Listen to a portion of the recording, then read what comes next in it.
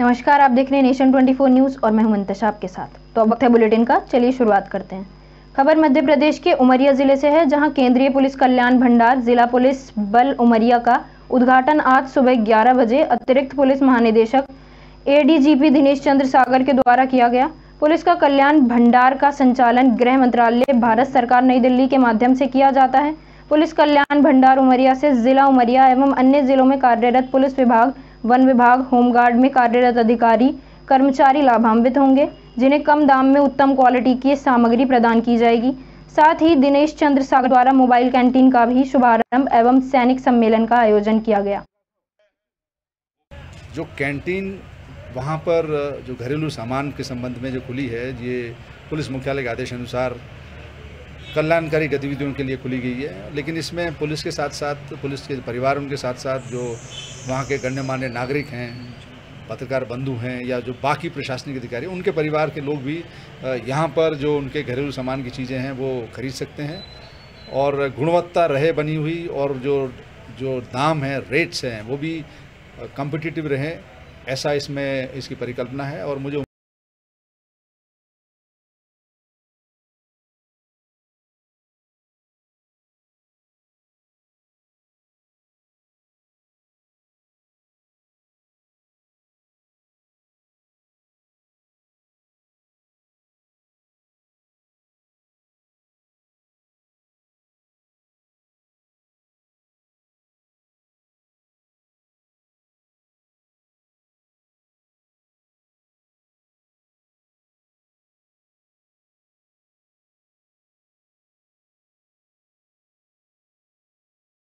जो कैंटीन वहाँ पर जो घरेलू सामान के संबंध में जो खुली है, ये पुलिस मुख्यालय के आदेश अनुसार कल्याणकारी गतिविधियों के लिए खुली गई है। लेकिन इसमें पुलिस के साथ साथ पुलिस के परिवार, उनके साथ साथ जो वहाँ के गण्यमान्य नागरिक हैं, पत्रकार बंधु हैं या जो बाकी प्रशासनिक अधिकारी, उनके परिवार के लोग भी यहाँ पर जो उनके घरेलू सामान की चीज़ें हैं वो खरीद सकते हैं और गुणवत्ता रहे बनी हुई, और जो दाम है, रेट्स हैं, वो भी कॉम्पिटिटिव रहे, ऐसा इसमें इसकी परिकल्पना है।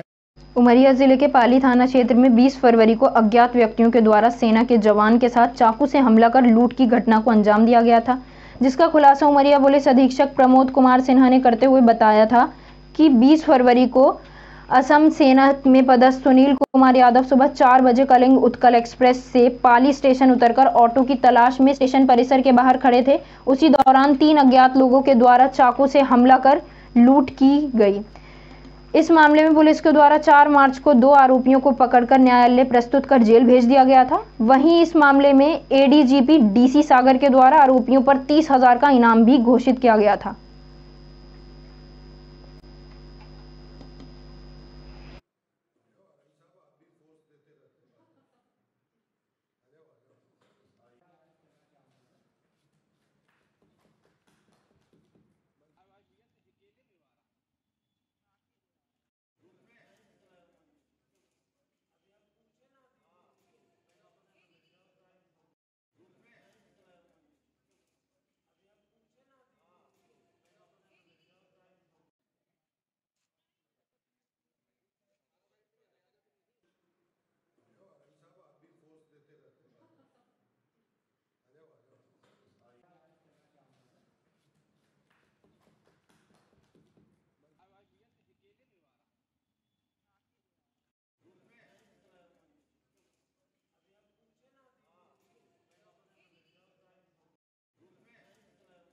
सामान्य रूप से ट्रेन से उतर के अपने गंतव्य स्थान की ओर जा रहे थे, उन पर हमला किया लूट के इरादे से।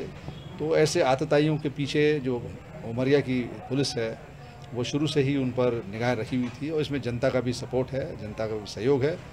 और मैं उम्मीद करता हूं कि पुलिस अधीक्षक इस प्रकार के प्रकरण भविष्य में न हो, तो अपनी निगरानी ऐसी जगह पर जैसे रेलवे स्टेशन, बस स्टैंड पर बढ़ाएंगे, और खासकर रेलवे स्टेशन पर जो जीआरपी है, आरपीएफ है, इनको भी अपने साथ में लेंगे और एक टीम वर्क के साथ में ऐसे जो संदिग्ध कृत्य वाले लोग हैं उनको स्टेशन पर ही प्रतिबंधात्मक कार्रवाई के अंतर्गत कार्रवाई उनके खिलाफ करेंगे। सागर जिले के गड़ाकोटा में लोक उत्सव का शुभारंभ करने राज्यपाल मंगू भाई पटेल गड़ाकोटा पहुंचे, जहां पर उन्होंने सर्वप्रथम मदन सिंह जुवेद की प्रतिमा पर पुष्पांजलि अर्पित की। तत्पश्चात लोक उत्सव का शुभारंभ राष्ट्रगान से किया गया तथा समापन भी राष्ट्रगान से ही किया गया। स्वागत भाषण का गोदन भाजपा नेता एवं रहली गड़ाकोटा लोकोत्सव समिति के अध्यक्ष अभिषेक भार्गव के द्वारा किया गया। अतिथि ब्रजेश सिंह ने उनका उद्बोधन बुंदेलखंड भाषा में किया, जिसकी राज्यपाल ने सराहना की। ब्रजेश ने अपने भाषण में कहा कि गड़ाकोटा सेनानियों की ही नहीं बल्कि साधु संतों की भी भूमि है। मंत्री ब्रजेश सिंह ने 214 साल पुरानी परंपरा को एक अनोखे तरीके से आगे बढ़ाने के लिए उनकी सराहना की। कार्यक्रम की अध्यक्षता कर रहे कैबिनेट मंत्री पंडित गोपाल भार्गव ने अपने उद्बोधन में सरकार द्वारा चलाई जा रही विभिन्न योजनाओं की जानकारी दी और आदिवासियों को इन योजनाओं का लाभ लेना चाहिए। श्री भार्गव ने संबल योजना तथा कर्मकार योजना के बारे में जानकारी देते हुए बताया कि ये योजनाएं गरीब आदिवासी लोगों के लिए संजीवनी बनकर सामने आई हैं। योजनाओं के जो भी पात्र हैं इन योजनाओं का लाभ ले सकते हैं। राज्यपाल ने अपने उद्बोधन में रहस मेले की 214 साल से चली आ रही परंपरा की सराहना करते हुए अपने भाषण में प्रधानमंत्री नरेंद्र मोदी द्वारा चलाई जा रही विभिन्न योजनाओं की सराहना की। उन्होंने सबके साथ विकास और प्रयास की बात को दोहराते हुए कहा कि प्रधानमंत्री जी ने सबका साथ और प्रयास का जो नारा दिया है उसका अनुसरण करना चाहिए।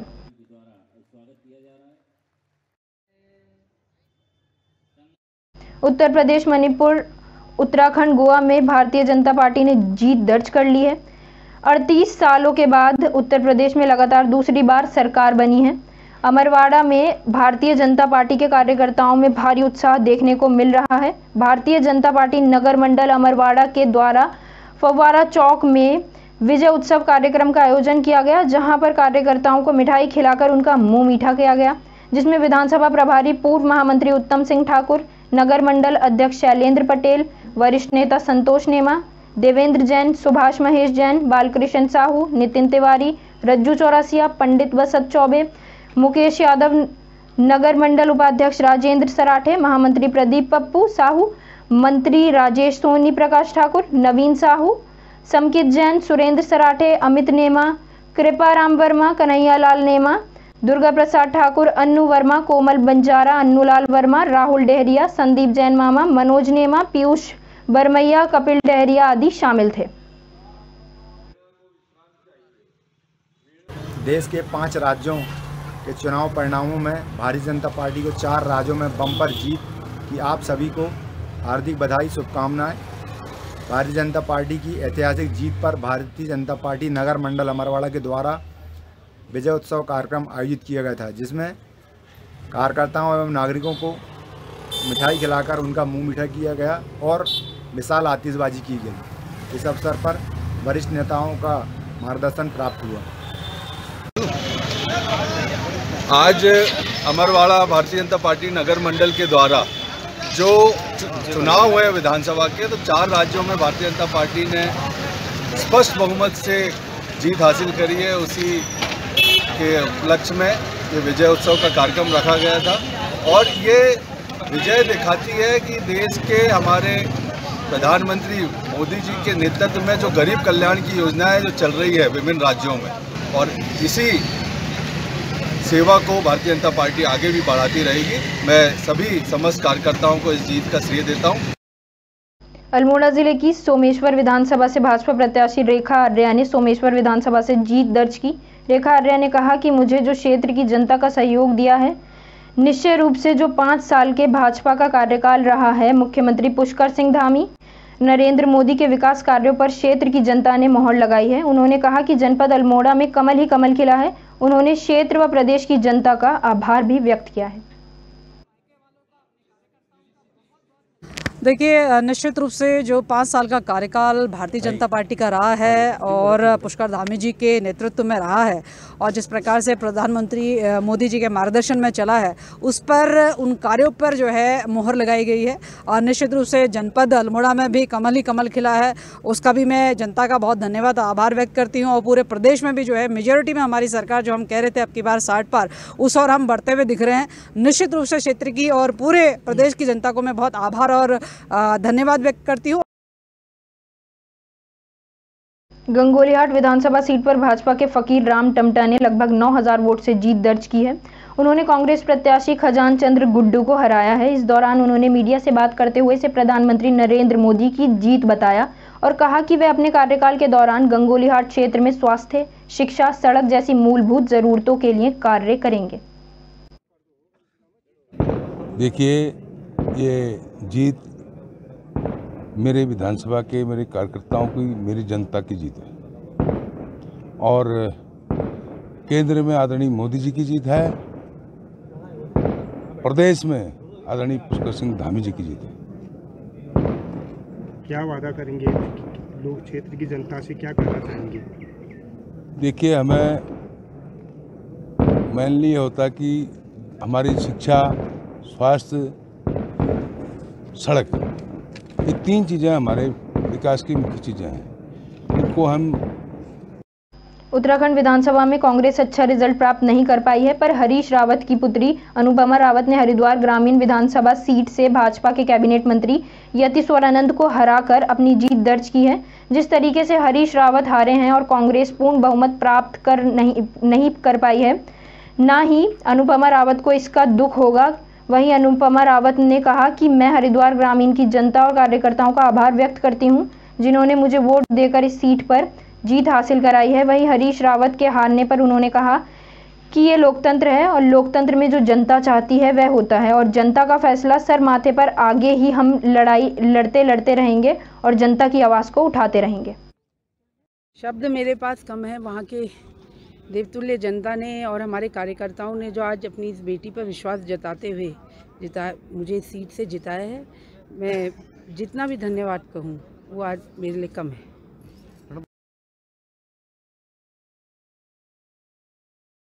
हरिद्वार ग्रामीण सीट से कांग्रेस प्रत्याशी अनुपमा रावत ने मारी बाजी। कांग्रेस प्रत्याशी अनुपमा रावत ने भाजपा प्रत्याशी स्वामी यतीश्वरानंद को हराकर अपने पिता हरीश रावत का लिया बदला। अनुपमा रावत ने कहा कि मेरी जीत का श्रेय हरिद्वार ग्रामीण विधानसभा की जनता को जाता है। उन्होंने कहा कि जिस तरह से हरिद्वार की जनता ने मुझे जीत की ओर बढ़ाया, उसी तरह से मैं भी अपने वादों को पूरा करूंगी। अनुपमा रावत पिता हरीश रावत की हार की बात चुप्पी साधे हुए नजर आई।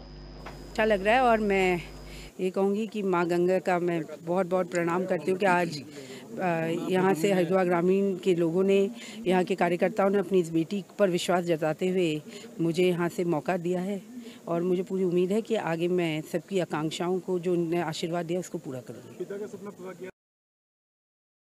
उत्तराखंड में विधानसभा चुनाव शुरू हो गए हैं, जिसमें बीजेपी को बहुमत मिला है। वहीं धर्मनगरी हरिद्वार सबसे हॉट सीट मानी जा रही थी। उत्तराखंड में भारतीय जनता पार्टी के प्रदेश अध्यक्ष मदन कौशिक इस सीट पर भाजपा से प्रत्याशी थे। उन्होंने भी 5वीं बार इस सीट पर अपना कब्जा बरकरार रखा है। जिस तरीके से मुख्यमंत्री पुष्कर सिंह धामी और कैबिनेट मंत्री यतीश्वरानंद अपनी अपनी सीटों से हारे हैं, भाई मदन कौशिक की जीत बड़ी महत्वपूर्ण मानी जा रही है। वहीं कार्यकर्ताओं में उत्साह है और उन्होंने मदन कौशिक की मुख्यमंत्री बनने की इच्छा जाहिर की है। प्रदेश अध्यक्ष मदन कौशिक ने कहा कि मैं हरिद्वार की जनता का हृदय से आभार व्यक्त करता हूं, जिन्होंने मुझे 5वीं बार विजयी बनाया। हमने इस बार इतिहास लिखा है, क्योंकि इस बार उत्तराखंड में लगातार दूसरी बार भाजपा की सरकार बन रही है। वहीं अपने मुख्यमंत्री के दावों को लेकर उन्होंने कहा कि प्रधानमंत्री मोदी तय करेंगे कि उत्तराखंड का प्रधानमंत्री कौन बनता है।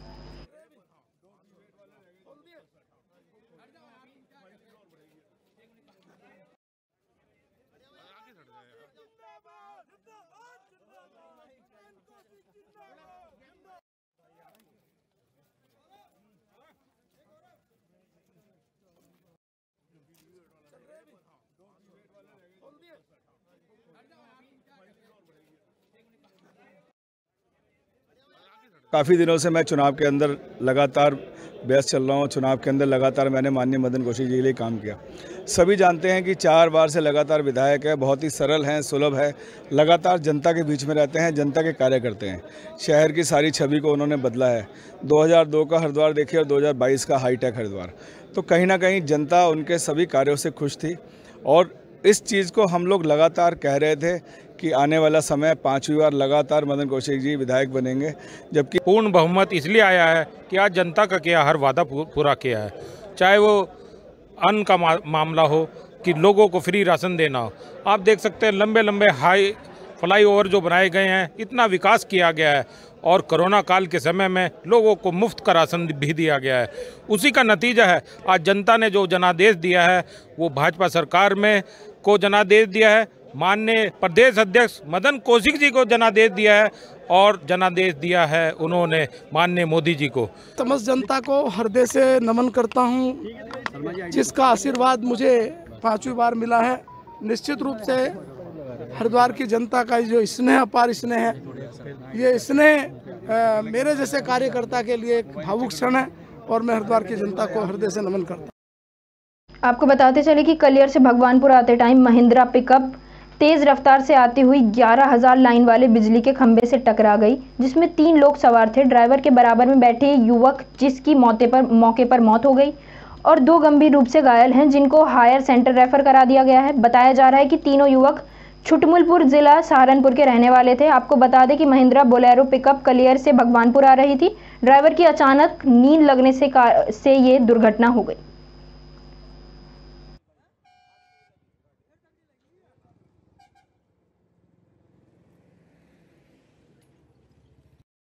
हरीश रावत को हराने के बाद लाल कुआं विधानसभा प्रत्याशी ने कहा कि ये जनता की जीत है और जनता ने आज मुझे लाल कुआं विधानसभा से भाजपा का प्रत्याशी चुना है और मैं जो भी कार्य रुके हुए हैं उसको मैं पूरा करूंगा। इससे पहले मैं भी भाजपा सरकार ने उत्तराखंड के अंदर काफी विकास किया है, मैं भी पूरे लाल कुआं विधानसभा का पूरा विकास करूंगा। रूप से ये जनता का प्यार है, लोगों का आशीर्वाद है।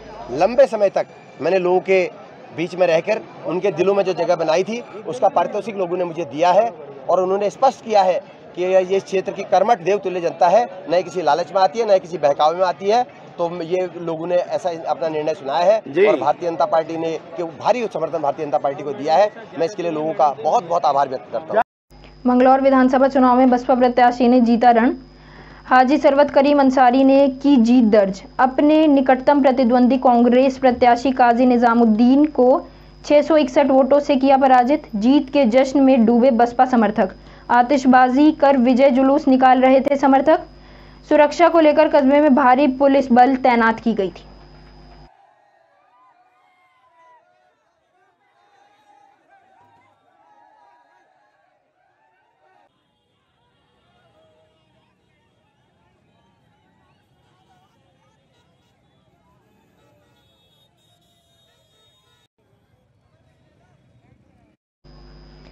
जिला के दोनों विधानसभाओं सीटों पर भाजपा ने जीत हासिल की है। यहां रुद्रप्रयाग विधानसभा से भाजपा प्रत्याशी भरत सिंह चौधरी 9,528 एवं केदारनाथ विधानसभा से शैला रानी रावत ने 7,544 वोट से जीत हासिल की है। रुद्रप्रयाग विधानसभा से भाजपा प्रत्याशी ने दूसरी बार जीत हासिल की। दोनों सीटों पर जीत हासिल करने के बाद कार्यकर्ताओं ने आतिशबाजी कर विभिन्न शहरों में विजय जुलूस निकाला। वर्ष 2017 के विधानसभा में केदारनाथ सीट पर पहले स्थान पर मनोज रावत, दूसरे स्थान पर कुलदीप रावत, तीसरे स्थान पर भाजपा से बगावत कर निर्दलीय चुनाव लड़ी आशा नौटियाल व चौथे स्थान पर भाजपा प्रत्याशी शैला रानी रावत रहीं। भाजपा में बगावत होने के कारण भाजपा प्रत्याशी को पिछली बार हार का सामना करना पड़ा। इस बार भाजपा संगठन में एकता देखने को मिली, जिसका नतीजा ये रहा कि भाजपा प्रत्याशी को भारी बहुमत से जीत हासिल हुई। लहर का भी पूरा असर था और जनता की लहर का भी था, कार्यकर्ताओं की लहर का भी था। लगता है कि अभी भी मतगणना बाकी है और निश्चित रूप से हम उसके आसपास पहुंचेंगे, मुझे पूरी उम्मीद। लहर का भी पूरा असर था और जनता की लहर का भी था, कार्यकर्ताओं की लहर का भी था। लगता है कि अभी भी मतगणना बाकी है और निश्चित रूप से हम उसके आसपास पहुंचेंगे, मुझे पूरी उम्मीद है कि 30,000 का जो आंकड़ा था उसको हम पूरा पार कर पाएंगे। लहर का भी पूरा असर था और जनता की लहर का भी था, कार्यकर्ताओं की लहर का भी था। लगता है कि अभी भी मतगणना। भारतीय जनता पार्टी की बाहरी बहुमत के साथ हुई 4 राज्यों की जीत ने उमरिया जिले के कार्यकर्ताओं में एक नई ऊर्जा और उत्साह का संचार है। आज पूरे जिले के कार्यकर्ता भारतीय जनता पार्टी जिंदाबाद, नरेंद्र मोदी जिंदाबाद के जय घोष के साथ सड़कों पर होली से पहले ही होली मनाते नजर आए। भाजपा जिला अध्यक्ष दिलीप पांडे के नेतृत्व में आज उमरिया जिले के बिरसिंहपुर पाली में भाजपा कार्यकर्ताओं द्वारा पटाखे फोड़कर मिठाई के साथ जीत का जश्न मनाया।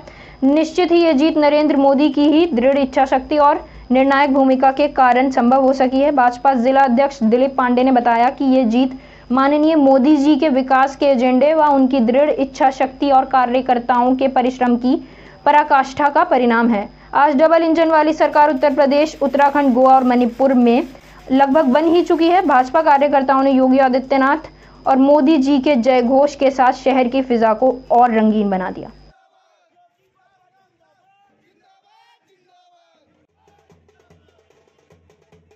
फिलहाल के लिए इतना ही। देश भर की तमाम छोटी बड़ी खबरों के लिए देखते रहिए नेशन 24 न्यूज़।